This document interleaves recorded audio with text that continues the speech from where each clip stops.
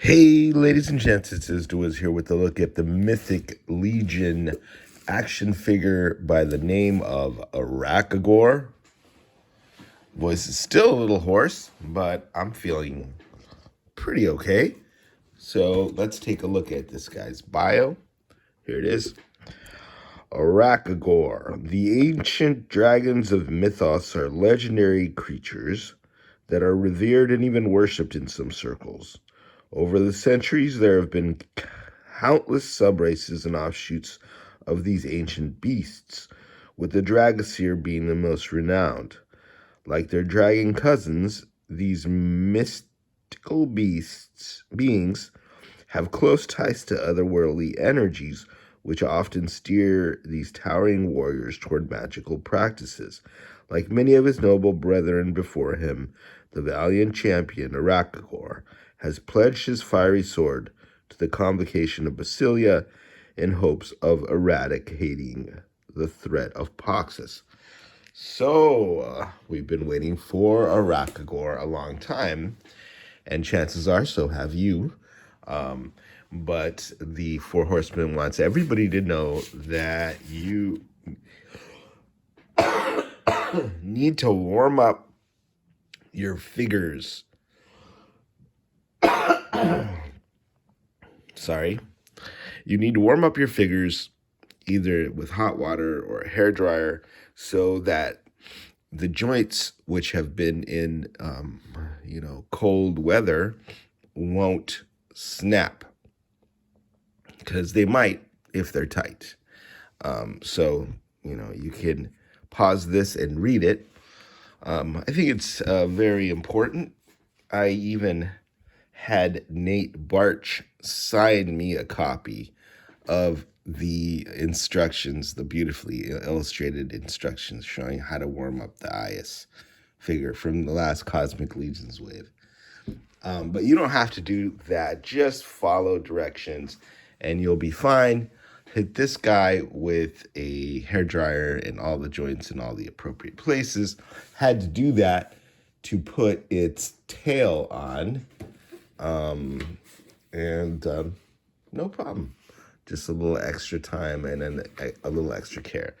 Let me point out the art by Nate Barch there in the back of the box, and some of the other figures that I have not received yet, but I'm expecting the all-in today. You've got the Basilia symbol on this side.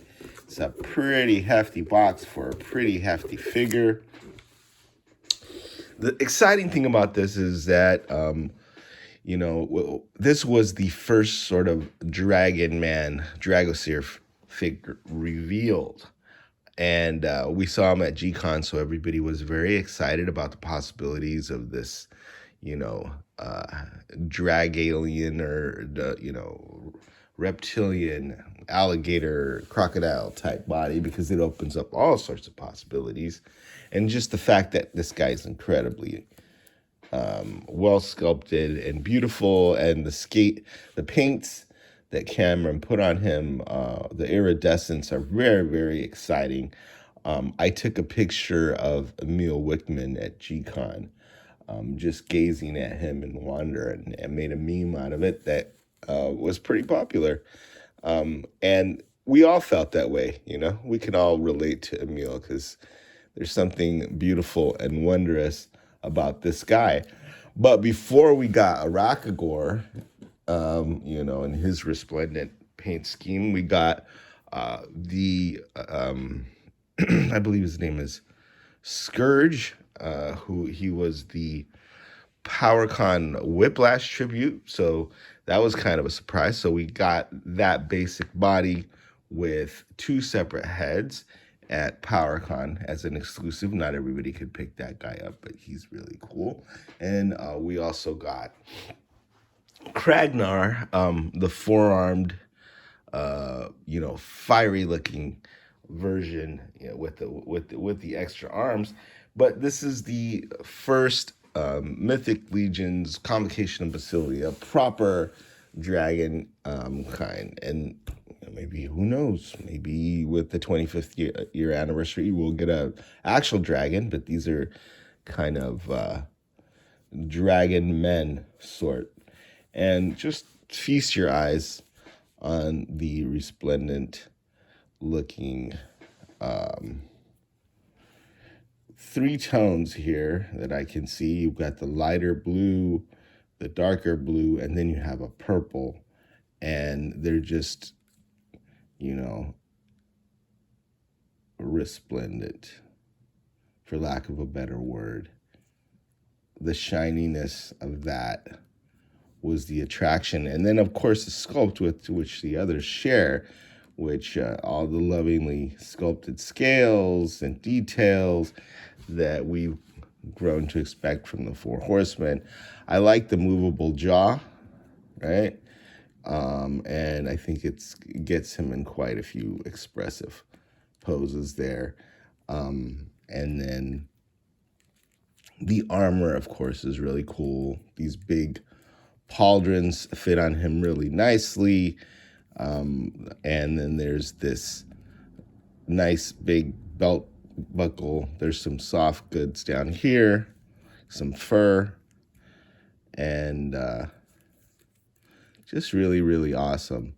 The airbrush right here in the, I guess that's called the ventral side, or the bottom side, is cool. So yeah, now that I look at it, I mean, in addition to those three, you also have this metallic right there on the spikes on the side. So that's another blue.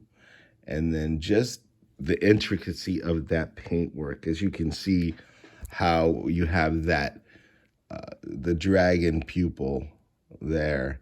And then there's a ring of, there's a tiny ring of one color, and then there's another color purple underneath it. And then there's another color. Just, you know, each individual scale. I don't know how these people at the factory are able to paint that up.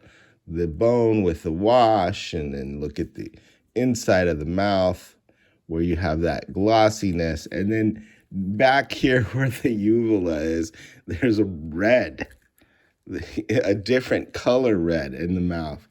So amazing. Yeah.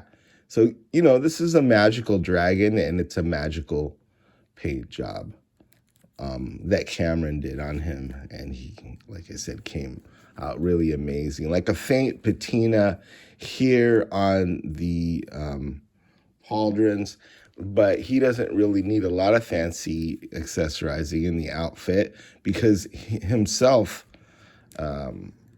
his skin is so, you know, resplendent. A very, very cool weapon that he comes with is this dragon sword. It's got a dragon head there and then some wings. And then it has this detachable, magical purple translucent flame that, you know, you can pop on and off there. But I mean, who doesn't love a flaming sword? I think it looks amazing. And, you know, if he's going to fit in with the other magical users, he's going to need some magic. Just imagine him just going into battle with that purple one, you know, towering over everyone, and just frightening the heck out of the opposition. So, yeah, Aracagorr is finally here. He was named after Chris Garwich's daughter, Cora, so that's a nice tribute from a father to a daughter. I'm hoping that the camera can show you just how nice and shiny and iridescent the paint is. And the thing about iridescent paint is, as you turn it, it sort of changes colors kind of magically. So yeah, it's very, very cool. So which one is my favorite between Aracagorr and Scourge and Kragnar? Oh man, it's really hard to pick, but I have to say so far, Kragnar gets my nod just because of the extra arms that he comes with. Aracagorr doesn't come with extra arms, but he does come with extra hands. 4 extra hands to be exact. You can see these sort of gesticulating hands so he can maybe cast magical effects. And then, the punching fist hands. And those are 3 fingers each, but, if you want him to engage in fisticuffs, those are a must. And of course, the big giant sword and the big translucent flame effect are also accessories as well as the pauldrons. Now, I have outfitted my Kragnar with this sword that I repurposed from an old Hercules action figure, and then he's got some extra weapons that I put in here, including this one from Masters of the Universe.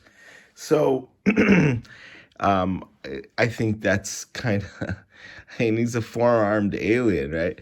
But that's kind of why he's my favorite at the moment. I also love Scourge as well. So it's hard to say, but something about Aracagorr and his paint job really, really makes him stand out, right? Between the shininess of his skin and then the contrast with the sort of muted patina of his armor, which you can see like tiny bit of green rust effect there on there is really used to good effect. So he's very complex. I'm not sure if there's been another figure with this many different paint apps to the face. All these individual teeth that were painted, and the 2 tones in the mouth, and the gloss, and the iridescent metallics on the side. And like I said, just different tones, a lot of subtlety there. And hopefully, if you can see that on here, or if not, just wait until you get yours. I was so excited about this guy that I ordered 3 extra in addition to my all-in, just because I think people are going to really want this base body for customs, and the possibilities are endless. You could have red dragon, yellow dragon, gold dragon, right? And I figured I'd have those for trade bait. I don't know what I was thinking, but yeah, I've got a couple extras. So we'll see. I've already had somebody tell me that they have dibs on one because they didn't order a Aracagorr, so I'm able to help out a local collector like that, and that makes me happy to do that as well. All right, so it's his Dwiz, and he's awesome. Just look at him. The real standout of this wave, I'm sure, but we'll see as we get more and more wizards in which one is my absolute favorite of this entire wave. 2 years and definitely worth a wait. I know the 4 Horsemen went back and forth with the factory to make sure everything about these figures was perfect, and as far as I can see, the quality, the paint is stellar, and it looks great. So that's it for my review of Aracagorr. Is Dwiz signing out.